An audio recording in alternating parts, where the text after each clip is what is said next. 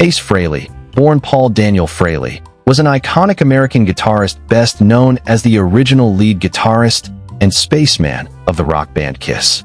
He helped catapult Kiss to fame in the 1970s with his flaming guitar solos and signature silver spaceman makeup, and later enjoyed a successful solo career. His 1978 self-titled album spawned the hit New York Groove. In this video, we'll dive deep into Ace's extraordinary life, from his humble Bronx beginnings to rock stardom, and finally his peaceful passing on October 16, 2025. Along the way, we'll explore his early family life, rise to fame, personal passions and challenges, and the legacy he left behind. If you enjoy this documentary, please give it a thumbs up and subscribe so you never miss our future videos on rock legends. Before we continue, remember to like, share, and comment below with your favorite Ace Frehley song or memory. Now, let's begin Ace's story at the very start. Early life and family. Ace Frehley was born Paul Daniel Frehley on April 27, 1951, in the Bronx, New York, the youngest of 3 children. His parents were Esther, née Hecht, and Carl Frehley.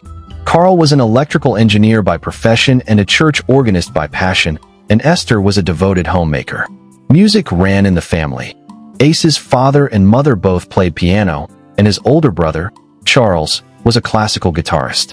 His sister, Nancy, who later took the married name Salvner, also played piano.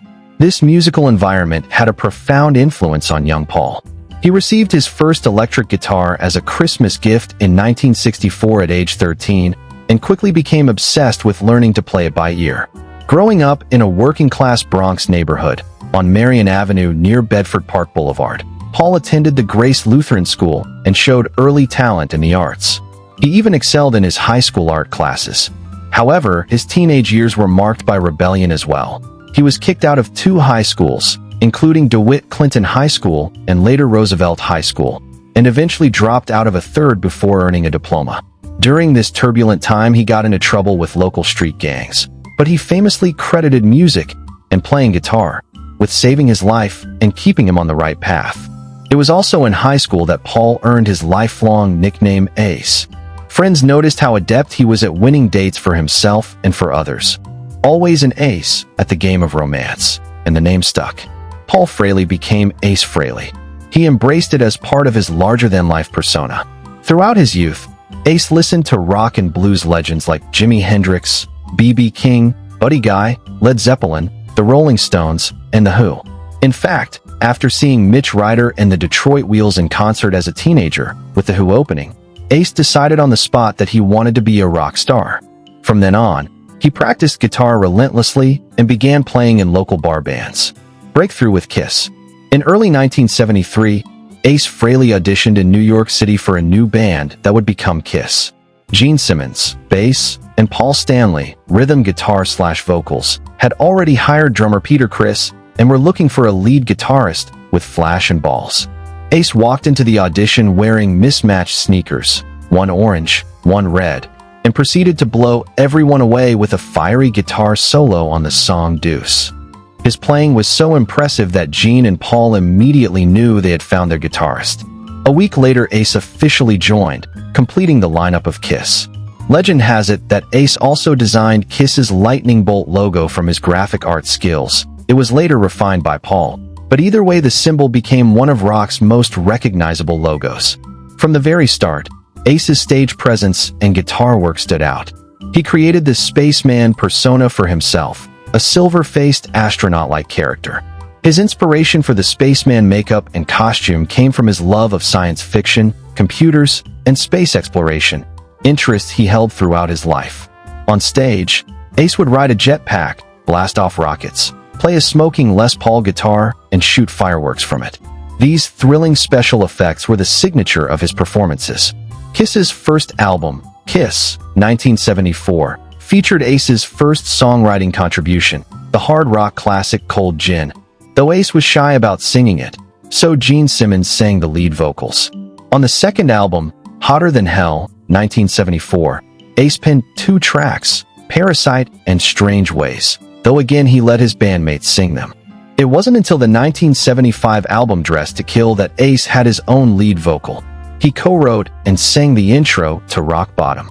Later in 1970's SIX's Destroyer and 1977's Rock and Roll Over, he really came into his own, contributing the songs King of the Nighttime World, Hooligan, Tomorrow and Tonight, and most famously Shock Me, on the 1977 Love Gun album, a song inspired by an actual onstage electrical accident.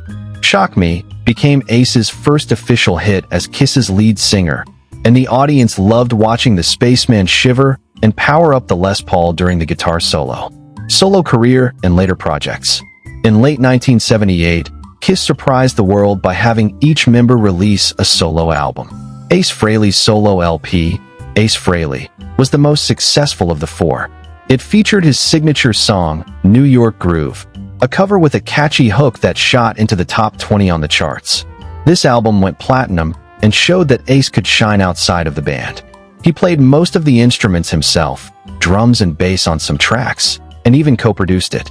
The success of New York Groove made Ace a recognizable name beyond the Kiss fan base. After leaving Kiss in 1982, citing creative differences and exhaustion, Ace took some time off. By 1984, he returned to music with Frehley's Comet, a new band fronted by him. Their self-titled debut album, 1987, featured a melodic rock sound and another hit for Ace, Into the Night, which cracked the Billboard Hot 100.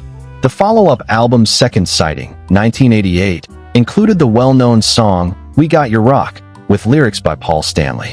In 1989, he released Trouble Walkin', his first album credited simply to Ace Frehley again. Songs like Stranger in a Strange Land and the title track became favorites on rock radio. Throughout the 1980s and 1990s, Ace continued releasing music and touring, though often battling health and financial issues. He even reunited briefly with his old Kiss bandmates in 1995 to 96. The original lineup, Ace, Gene, Paul, Peter, got back together for the hugely successful Kiss Alive/Worldwide Reunion Tour in 1996 to 97. Ace designed updated stage effects and portrayed the Space Ace on stage during the reunion. This tour re-energized his career and reminded fans of his importance to the band. After the reunion, Ace remained somewhat estranged from Kiss but made occasional appearances. He performed with Kiss at major events such as the 1999 MTV Video Music Awards and rock specials. In 2014, Ace and the original Kiss lineup were inducted into the Rock and Roll Hall of Fame, cementing their legacy. For the induction, Ace made a special speech, calling Gene Simmons his first guitar hero. Even into the 2000s and 2010s, Ace kept making music. He released solo albums like Anomaly, 2009, and Space Invader, 2014. His last original studio album was 10,000 Volts, released February 2024, produced by Warren Huart, with Paul Stanley co-writing a couple tracks. He was also working on a covers project called Origins Volume 4 at the time of his passing. Ace remained on tour, age 74, until September 2025, displaying the same fiery style and signature rocket guitar performances that had made him famous. Personal life and interests. Outside of music, Ace Frehley lived a relatively private personal life. He married actress Jeanette Trerotola on May 10, 1976, at the height of Kiss fame. Jeanette was an Italian-American model and actress. The couple's only child, a daughter named Monique, was born on July 9, 1980.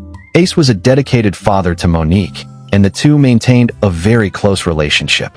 Fans often noted how they were almost like best friends, even getting matching ACE tattoos to symbolize their bond. Though Ace and Jeanette later divorced, amid the typical rock and roll pressures of the 1980s, they remained amicable, and Jeanette was by Ace's side in his final days. Ace rarely spoke publicly about having any other long-term relationships after Jeanette, and he was primarily focused on music and family. He had a wide circle of rock friends and collaborators, but few public romances beyond the 1970s, 80s era. Growing up in a musical family also had spiritual influences. Ace revealed in interviews that he was raised Lutheran. His father even taught Sunday school and went to church every Sunday as a boy. As an adult, he joked that like many teens, he drifted away from formal church after puberty, but he always maintained a faith in God. In a 2009 interview, he said, "I was brought up a Lutheran, but I still have a faith in God, and it's got me through some tough times.